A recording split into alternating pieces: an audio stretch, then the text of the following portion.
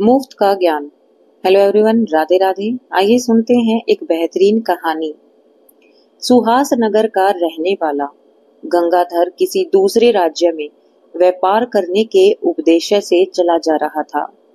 उसके पास 5 स्वर्ण मुद्राएं थी और वह सोचता था कि इन स्वर्ण मुद्राओं की सहायता से मैं दूसरे देश में जाकर कोई छोटा मोटा व्यापार कर सकता हूँ। शाम का समय हो चुका था, परंतु गंगाधर रुका नहीं। वह लगातार अपने रास्ते पर बढ़ता चला जा रहा था। तभी उसके सामने से एक साधु आता हुआ दिखाई दिया। वह सोचने लगा कि यह साधु भी अवश्य परदेश ही जा रहा होगा, क्योंकि न इससे परिचय किया जाए, फिर सफर आराम से कट जाएगा। वह साधु महाराज के नजदीक गया और बोला कि बाबा प्रणाम। बाबा ने कहा कि आयुष्मान भव बच्चा, कहो कहाँ जा रहे हो। गंगाधर ने कहा कि क्या बताऊं बाबा, मैं मुसीबत का मारा अब दूसरे देश में जाकर व्यापार करने का इच्छुक हूँ। पास में कुछ स्वर्ण मुद्राएं हैं, उन्हीं से प्रदेश में कोई व्यापार करने के लिए जा रहा हूँ। दोनों चुपचाप आगे बढ़ने लगे।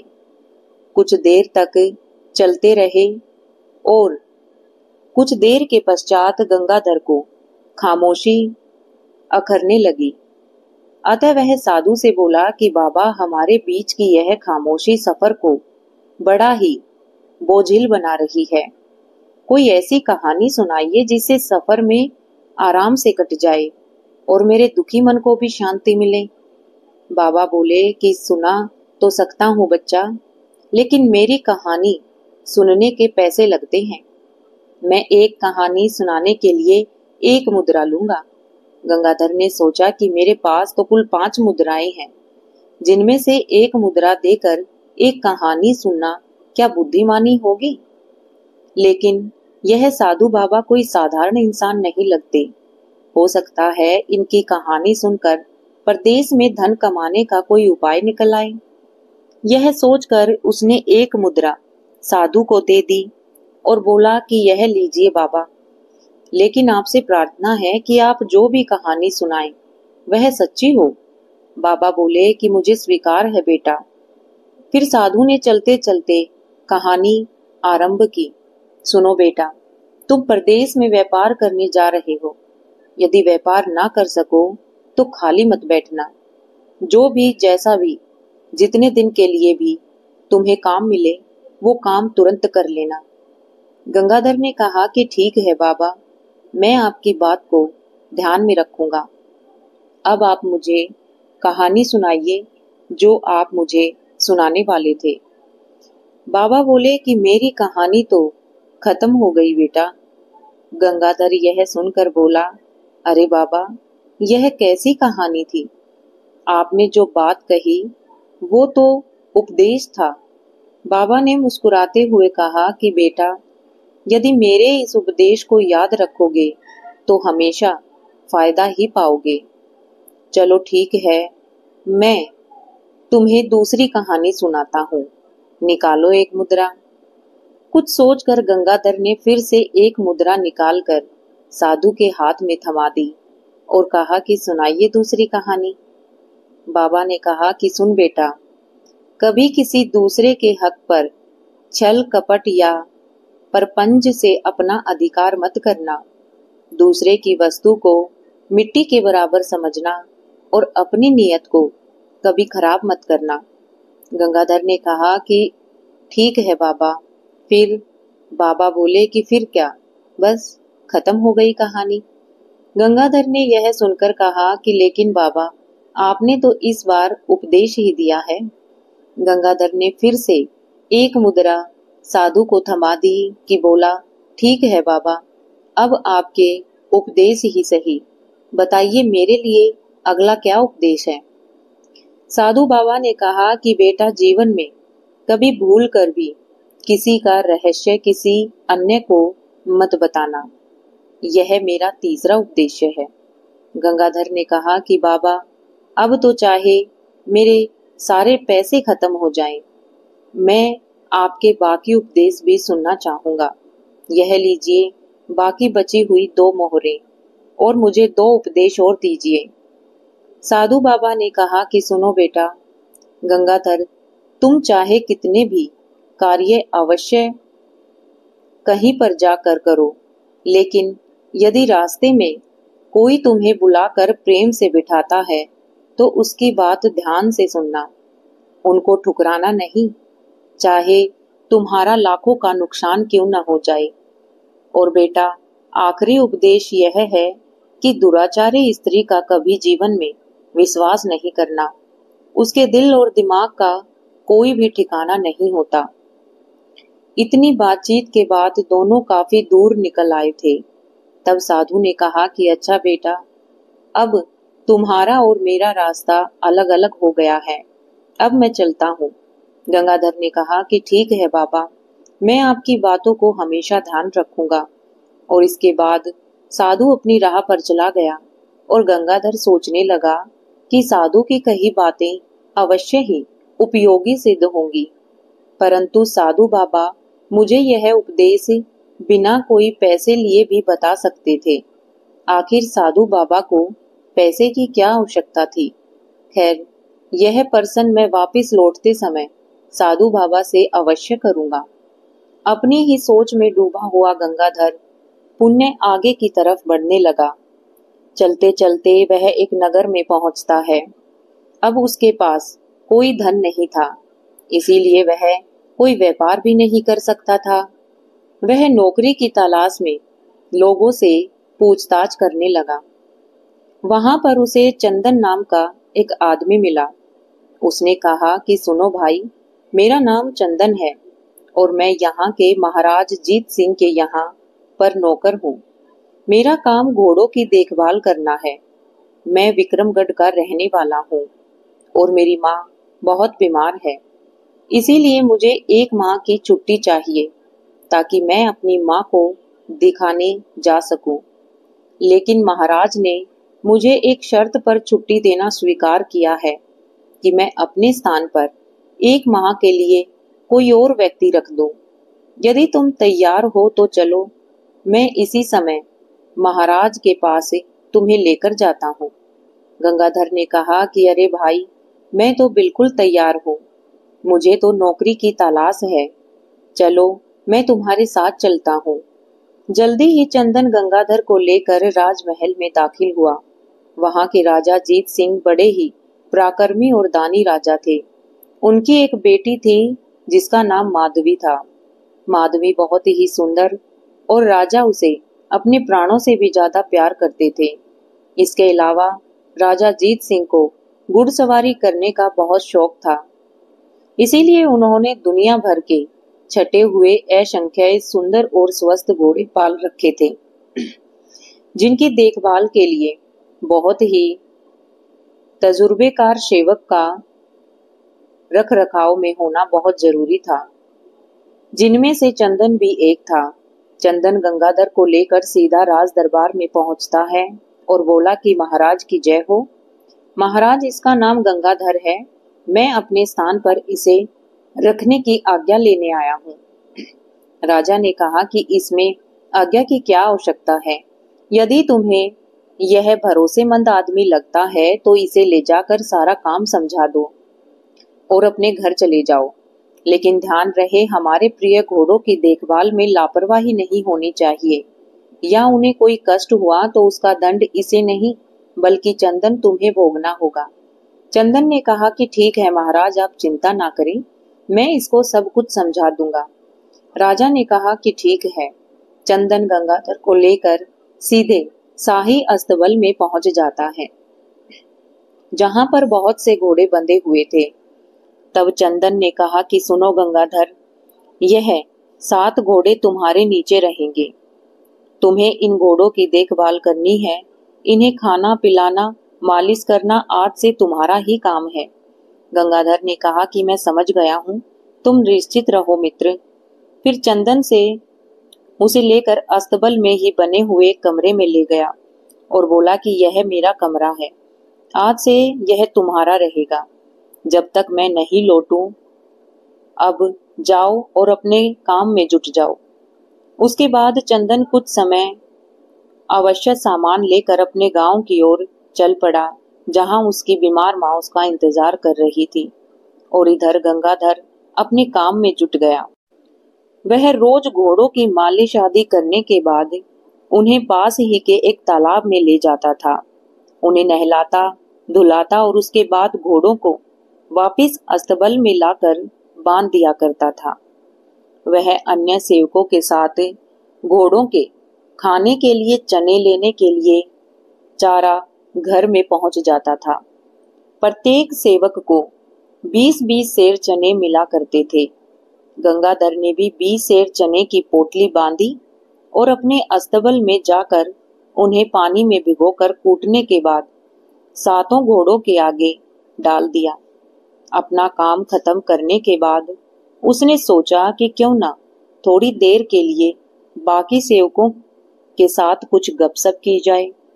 यह सोचकर वह उसे बड़े से कमरे में पहुंचा, जहां अन्य सेवक बैठे हुए मौज उड़ा रहे थे। गंगाधर ने देखा कि सभी शराब पी रहे थे। वह बोला कि अरे भाई, आप लोग बिना काम पूरा किए ही नशे पानी में लग गए हो। वह सेवक कहने लगे, अरे नहीं भाई, बिना काम पूरा किए भला किसमें इतनी हिम्मत है कि नशा पानी करे। भाई, हम भी घोड़ों की खुराक डाल चुके हैं। गंगाधर ने कहा, लेकिन आप लोगों के पास तो अभी भी बहुत सा चना कूटने के लिए पड़ा है। एक सेवक बोला कि भाई, वो चना कूटने के लिए नहीं बल्कि बाजार में बेचने के लिए पड़ा है। जितना दाना घोड़ों को खिलाना था वह तो हम कभी का कूट कर घोड़ों को खिला चुके हैं। गंगाधर यह सुनकर चकित हो गया।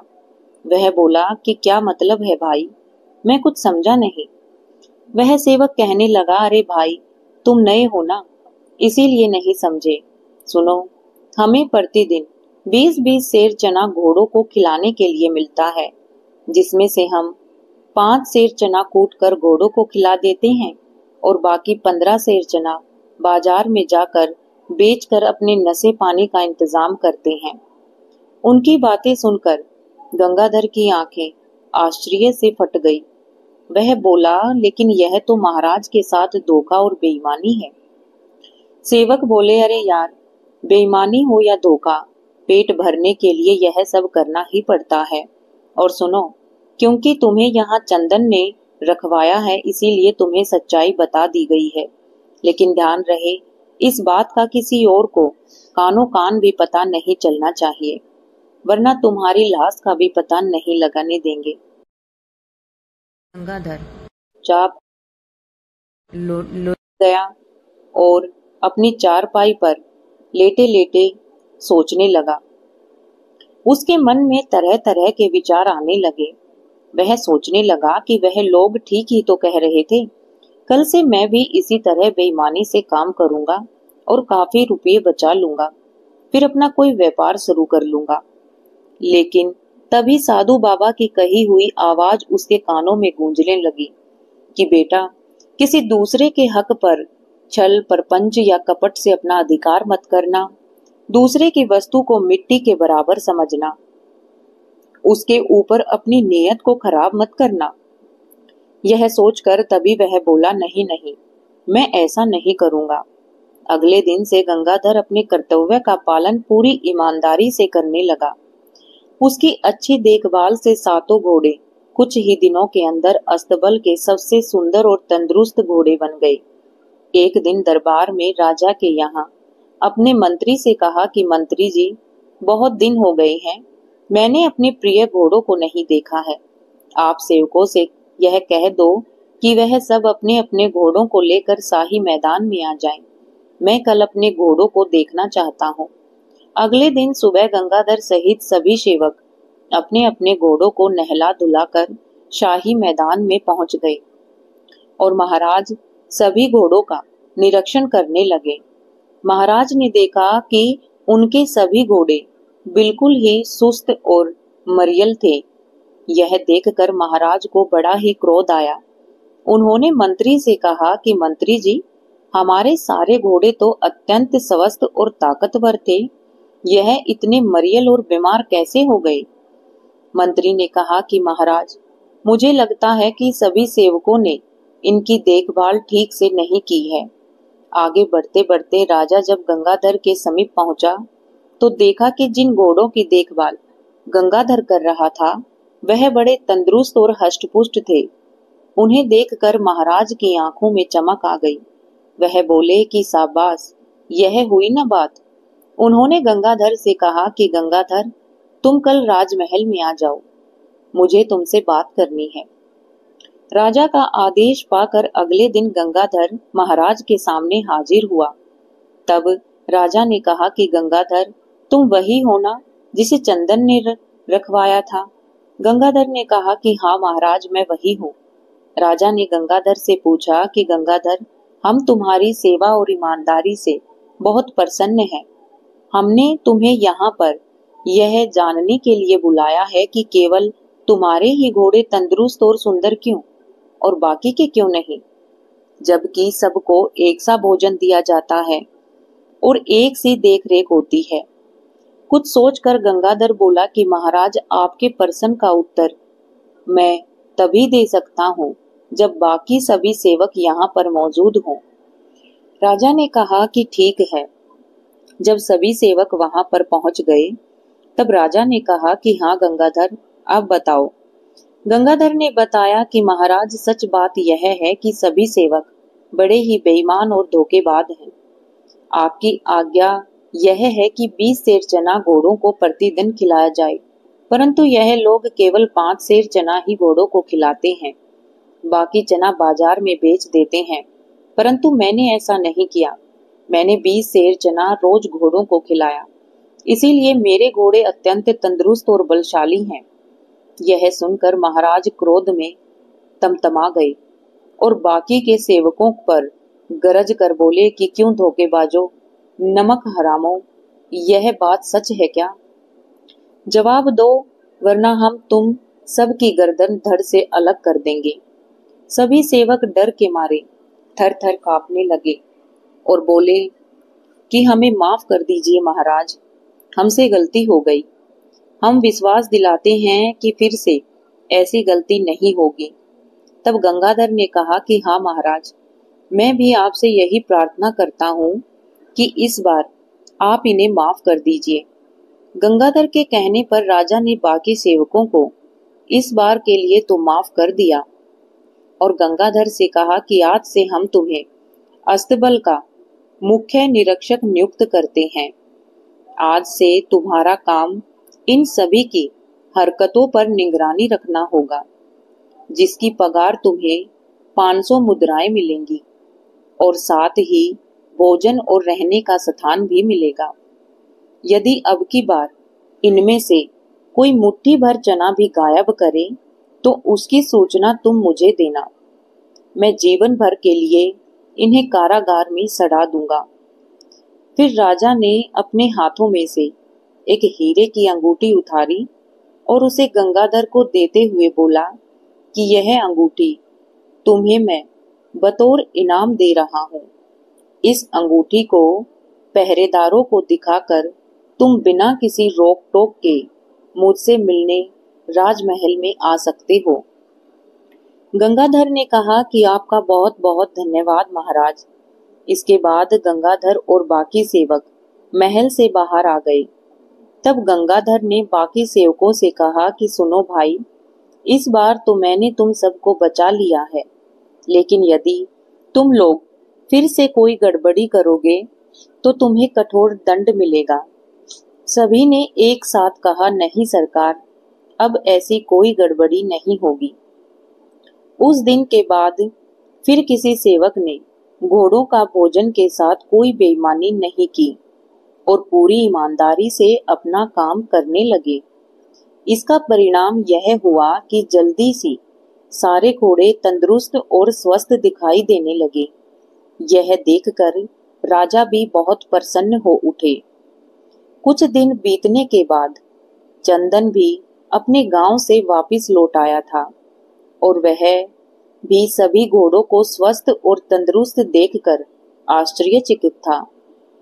जब वह वापस आया तो उस समय गंगाधर कहीं पर गया हुआ था बाकी सेवकों ने चंदन को सारी कहानी सुनाई कि किस तरह से गंगाधर ने उनकी बेईमानी पकड़ ली और खुद मुख्य निरीक्षक बन चुका है। चंदन ने कहा कि मैं अब वापिस आ गया हूँ, तुम लोग चिंता ना करो, मैं उस गंगाधर को अवश्य ही सबक सिखा दूंगा। इसके बाद चंदन अपने कमरे में पहुंच गया और गंगाधर को सौंप कर गया काम देखने लगा। उसने देखा कि कमरे की हालत बहुत ही अच्छी थी। वह आराम से एक तरफ अपने बिस्तर पर लेट गया और गंगाधर के आने का इंतजार करने लगा। कुछ देर के बाद जब गंगाधर अपने कमरे में आया तो वह चंदन को देखकर बहुत खुश हुआ और बोला कि कहो मित्र चंदन, तुम कब आए और कैसे आए? चंदन ने बताया कि बस अभी कुछ देर पहले आया हूँ। तुमने कमरे को बहुत सही ढंग से व्यवस्थित किया हुआ है। इसके बाद दोनों आपस में बात करने लगे। फिर गंगाधर ने उसे सब कुछ कह सुनाया और इस बीच घटित हुआ था जिसे चंदन पहले ही अपने साथियों से सुन चुका था। इसके बाद दोनों भोजन करने के लिए अपने बिस्तरों पर आ गए। चंदन का तन बदन ईर्ष्या और क्रोध के मारे जल रहा था। उसे नींद नहीं आ रही थी। वह मन ही मन गंगाधर को सबक सिखाने के लिए सोच रहा था। उस रात को आकाश में काले बादल छाए हुए थे और रुक रुक कर बारिश भी हो रही थी। बिजली कड़क रही थी। इधर राजमहल में राजकुमारी माधवी की आंखों में नींद का नामो निशान तक नहीं था। वह अपने कमरे में एक जगह से दूसरी जगह टहल रही थी। तभी उसने अपने कमरे के फर्श पर एक लकड़ी के तख्ते की तरफ हटाया। उसके कमरे में एक गुप्त रास्ता था। वह तुरंत उस गुप्त रास्ते की सीढ़ियों से नीचे उतरने लगी। इधर अचानक सी बड़े जोरों की बिजली कड़कने की आवाज सुनकर गंगाधर की नींद टूट गई।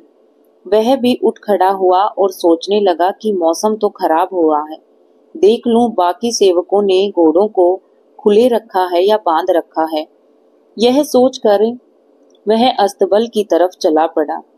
गंगाधर कमरे से निकलकर बाहर गया तो अचानक कमरे के बीचों बीच फर्श की एक लकड़ी का तख्ता एक तरफ हटा। उसमें से राजकुमारी निकल कर आई। असल में यह उस गुप्त रास्ते का दूसरा हिस्सा था। राजकुमारी के कमरे से निकलकर चंदन के कमरे तक खुलता था। उस गुप्त रास्ते से राजकुमारी निकली और चंदन आकर उठ गया और बोला कि राजकुमारी तुम इस समय जल्दी से लौट जाओ, यहाँ पर गंगाधर है। परंतु तभी उसने देखा कि गंगाधर वहां पर नहीं था। वह बोला न जाने यह गंगाधर कहाँ गया। राजकुमारी ने पूछा कि कौन गंगाधर? उसके बाद चंदन ने राजकुमारी को गंगाधर के बारे में सब कुछ बता दिया। दरअसल बात यह थी कि चंदन और राजकुमारी का प्रेम प्रसंग चल रहा था, जिसके बारे में किसी को कुछ सूचना नहीं थी। राजकुमारी ने कहा कि तुम चिंता ना करो चंदन, मेरे रहते हुए तुम्हें कोई परेशान नहीं कर सकता। तुम कल सुबह ही देखना कि मैं कैसे उसे मजा चखाती हूँ।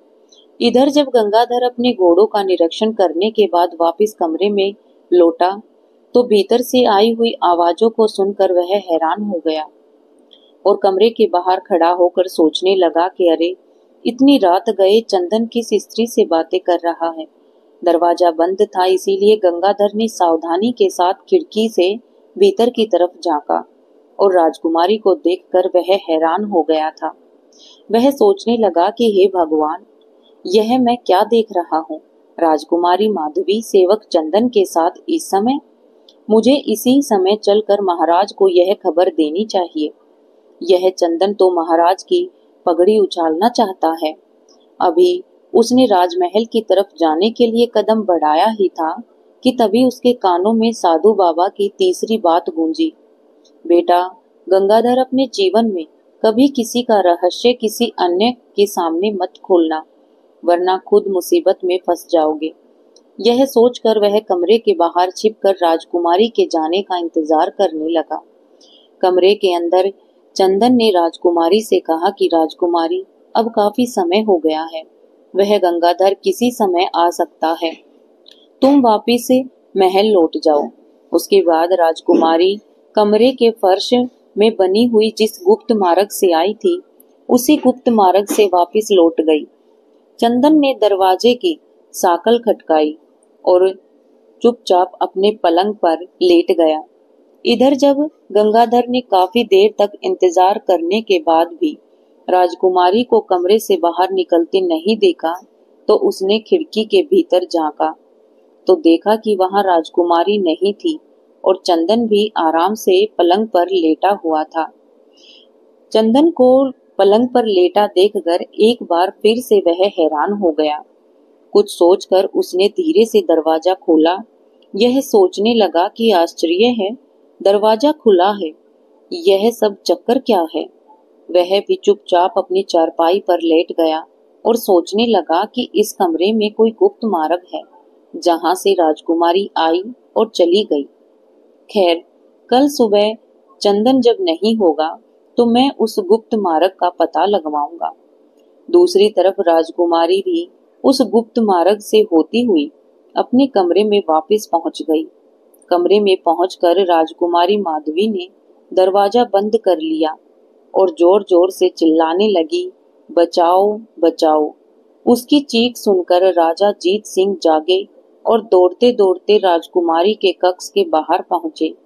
दरवाजे को धक्का देकर उन्होंने दरवाजा खोला और राजकुमारी के पास पहुंचे और बोले कि क्या बात है बेटी, क्या हुआ, तुम चीख क्यों रही हो। राजकुमारी ने कहा कि पिताजी, आपके अस्तबल का मुख्यात निरीक्षक अभी अभी मेरे कमरे में आया था। वह मेरी इज्जत खराब करना चाहता था, लेकिन जब मैं चीखी तो वह उस खिड़की से कूदकर भाग गया। राजा यह सुनकर क्रोध में बोला कि उस नीच की इतनी हिम्मत कि वह महल में घुस गया, और वह कैसे आया और कैसे चला गया।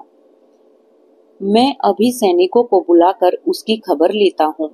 राजकुमारी ने कहा कि सैनिकों की खबर लेने से कोई लाभ नहीं होगा पिताजी। मुझे विश्वास है कि वह जरूर आपके द्वारा दी गई अंगूठी को दिखाकर ही महल के भीतर घुसा होगा। यह सुनकर राजा के मन में क्रोध की चिंगारियां फूटने लगी। वह बोला कि गंगाधर, अब तुम कठोर दंड के लिए तैयार हो जाओ। राजकुमारी ने कहा कि कठोर दंड से कम नहीं चलेगा। पिताजी ने कहा कि तुम कल उस गंगाधर का सिर चाहिए, वरना मैं भोजन नहीं करूंगी। राजा ने कहा कि ठीक है बेटी, तुम्हारी इच्छा जरूर पूरी होगी। राजकुमारी मन में सोचने लगी कि चलो यह योजना कामयाब हो गई, अब मेरे और चंदन के बीच में कोई कांटा नहीं रहेगा। उसके बाद राजकुमारी निश्चित होकर अपने बिस्तर पर सो गई। राजा अपने कक्ष में पहुंच गए, परंतु उनकी आंखों से नींद उड़ चुकी थी। वह सोच रहे थे कि कल सुबह मैं गंगाधर को दरबार में बुलाकर मृत्यु दंड दूंगा, परंतु तभी उसके दिमाग में एक दूसरा विचार आया।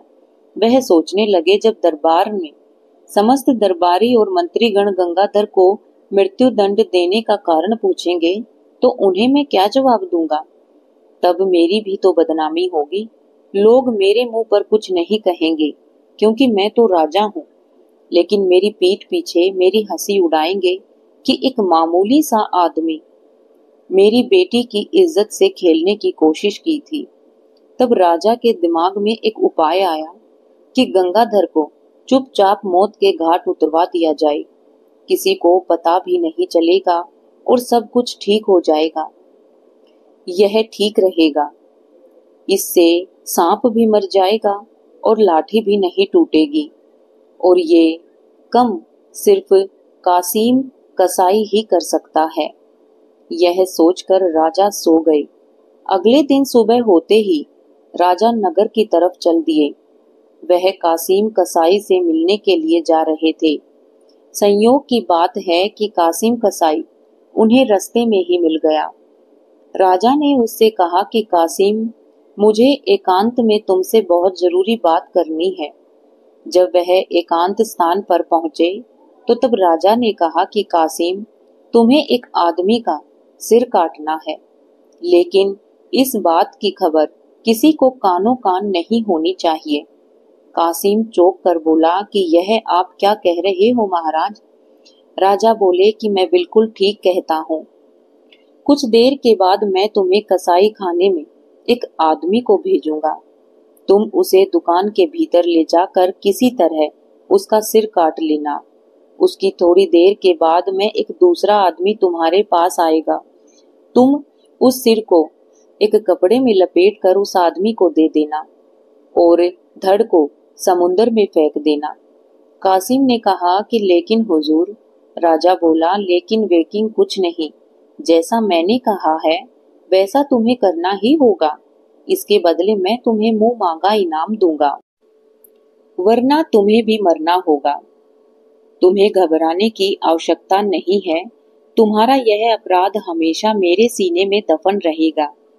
अब तुम अपने कसाई खाने में जाओ और उस व्यक्ति के आने का इंतजार करो। राजमहल में पहुंचकर राजा जीत सिंह ने गंगाधर को बुलवाया। गंगाधर राजा के सामने पेश हुआ। राजा ने कहा कि गंगाधर, मैं तुमसे एक विशेष काम करवाना चाहता हूँ और मुझे विश्वास है कि वह केवल तुम ही आसानी से कर सकते हो। गंगाधर ने कहा कि बताइए महाराज, मेरे लिए क्या आदेश है? मैं आपके लिए कुछ भी करने को तैयार हूँ। राजा ने कहा कि मुझे तुमसे यही आशा थी। तुम इसी समय कासिम कसाई के कसाई खाने में चले जाओ और उससे कहना कि मैंने तुम्हें भेजा है, और फिर वो तुम्हें जो भी चीज दे उसे तुम मुझ तक पहुंचा देना। लेकिन ध्यान रहे, इस बात का किसी को पता नहीं चलना चाहिए। आप निश्चित रहिए महाराज। महाराज का आदेश पाकर गंगाधर राजा का काम करने के लिए निकल पड़ा, परंतु उसके मन में यह संयम हो रहा था कि आखिर राजा को कासिम कसाई से क्या काम हो सकता है। फिर उसने मन में दूसरा विचार आया, मुझे इस विषय में ज्यादा नहीं सोचना चाहिए, मुझे अपने काम से मतलब होना चाहिए। वह कासिम कसाई के घर की तरफ चलने लगा। अभी वह कुछ दूर ही पहुंचा था कि उसे एक पेड़ के नीचे कुछ साधु बैठे दिखाई हुए दिए। वह आपस में धर्म के बारे में चर्चा कर रहे थे। गंगाधर उनके समीप जाकर बैठ गया। तभी एक साधु ने कहा कि बच्चा, खड़े क्यों हो, बैठ जाओ। वह कुछ देर धर्म चर्चा का आनंद लो। गंगाधर ने कहा कि क्षमा करें महाराज, मैं किसी जरूरी काम से जा रहा हूँ, इसीलिए रुक नहीं सकता। जैसे ही उसने आगे कदम बढ़ाया तो उसके कानों में साधु महाराज की कही हुई बात गूंजने लगी कि बेटा, तुम कभी किसी आवश्यक काम से क्यों न जा रहे हो? यदि मार्ग में कोई प्रेम से बुलाकर बैठने को कहे तो जरूर बैठकर सुनना। उनकी बात को ठुकराना मत, चाहे तुम्हें लाखों का नुकसान क्यों ना हो। यह विचार आते ही गंगाधर साधुओं के बीच में बैठ गया और उनके द्वारा किए जाने वाली धर्म चर्चा को सुनने लगा। इधर नहाने धोने के बाद चंदन यह जानने के लिए कि गंगाधर को राजा ने सुबह सुबह ही राजमहल में क्यों बुलाया था, वह अभी तक वापस क्यों नहीं लौटा, चंदन राजमहल की ओर जाने लगा। तभी अपने कमरे की खिड़की पर खड़े हुए राजा की दृष्टि चंदन पर पड़ गई। वह सोचने लगा कि अरे चंदन, क्यों ना इसको कासिम कसाई के पास भेज दूं। यह मूर्ख है, इसीलिए कासिम से गंगाधर का सिर लाने में ज्यादा सरखपाई भी नहीं करेगा। उन्होंने एक सैनिक को भेजकर चंदन को बुलाया। चंदन महाराज के सामने हाजिर हुआ और बोला कि कहिए महाराज, मुझे कैसे याद किया? राजा ने कहा कि सुनो चंदन, तुम्हें इसी समय कासिम कसाई के पास जाना है। उससे कहना कि मैंने तुम्हें भेजा है। वह तुम्हें जो भी सामान दे उसे तुम मेरे पास ले आना, लेकिन सावधान रहे, उस सामान को खोल कर मत देखना। जी महाराज, जैसी आपकी आज्ञा। ऐसा कहकर चंदन कुछ ही देर में कासिम कसाई के कसाई खाने में पहुंच गया। जबकि गंगाधर अभी तक वहां साधुओं की बातचीत में बैठकर धर्म चर्चा सुन रहा था। कसाई खाने में पहुंचकर चंदन ने कसाई से कहा कि मुझे महाराज ने भेजा है और उन्होंने कोई चीज मंगवाई है। कासिम कसाई ने कहा कि तुम अंदर चलो, मैं अभी आता हूँ। चंदन को कुछ मालूम नहीं था कि कासिम कसाई ने उसे भीतर जाने के लिए क्यों कहा है। वह चुपचाप कमरे के भीतर चला गया। कासिम भी कमरे में आया और उसने दरवाजा बंद कर लिया और चंदन से बोला कि तुम्हारे पीछे जो अलमारी रखी है उसमें जो पोटली है उसे उठा लो। चंदन जैसे ही पीछे वाली अलमारी की ओर पलटा तो कासिम कसाई ने तेज तलवार से उसका सिर काट दिया और जल्दी जल्दी उसका सिर एक पोटली में बांध दिया। उसने धड़ को अपने तहखाने में छिपा दिया और फिर हाथ मुंह धोकर अपनी दुकान में आ गया। अब वह दूसरे आदमी के आने का इंतजार कर रहा था। उसे गंगाधर बड़े ही मजे में साधु की बातों में धर्म चर्चा सुन रहे थे। काफी देर के बाद साधुओं की धर्म चर्चा समाप्त हुई और साधु अपने अपने स्थान पर चले गए। तब गंगाधर को याद आया कि उसे भी एक जरूरी काम के लिए कसाई के यहाँ जाना था। वह सोचने लगा कि महाराज ने मुझे कसाई की दुकान पर कोई चीज लेने के लिए कहा था। जब वह कासिम कसाई के पास पहुंचा तब उसने कहा कि मुझे महाराज ने भेजा है, उसके लिए जो कोई भी सामान है वो मुझे दे दो। ठीक है कहकर कसाई ने गंगाधर को एक पोटली थमा दी और कहा कि लो, तुम महाराज को देना और इसे खोलना मत, वरना महाराज तुम्हें फांसी पर चढ़ा देंगे। गंगाधर ने कहा कि मैं जानता हूँ, तुम चिंता ना करो। यह वही पोटली थी जिसमें चंदन का सिर लिपटा हुआ था। गंगाधर वह पोटली लेकर महाराज के सामने पहुंचा। तब महाराज और उसकी बेटी माधवी उसी कक्ष में मौजूद थी। गंगाधर को जिंदा देखकर दोनों घबराए और महाराज ने कहा कि अरे, तुम यहाँ पर कैसे? गंगाधर बोले कि आप लोग आश्चर्यचकित क्यों हैं महाराज? आपने ही मुझे काम के लिए भेजा था, मैं आपका काम करके सीधा चला रहा हूँ। मुझे कुछ देर अवश्य हो गई महाराज, उसके लिए क्षमा चाहता हूँ। राजा ने कहा कि इसमें क्या है? गंगाधर ने कहा कि महाराज, मैं अभी खोल कर दिखाता हूँ। गंगाधर ने जैसे ही पोटली खोली, राजा और राजकुमारी के साथ उसके कंठ से भी जीभ निकल आई। उसने चंदन का कटा हुआ सिर था। राजा को सारा मामला समझते हुए देर नहीं लगी। वह सोचने लगे कि लगता है चंदन गंगाधर से पहले कासिम कसाई की दुकान पर पहुंच गया और उसने इसका सिर काट दिया। तब गंगाधर ने कहा कि महाराज, यह तो सेवक चंदन का सिर है, आखिर यह सब क्या चक्कर है?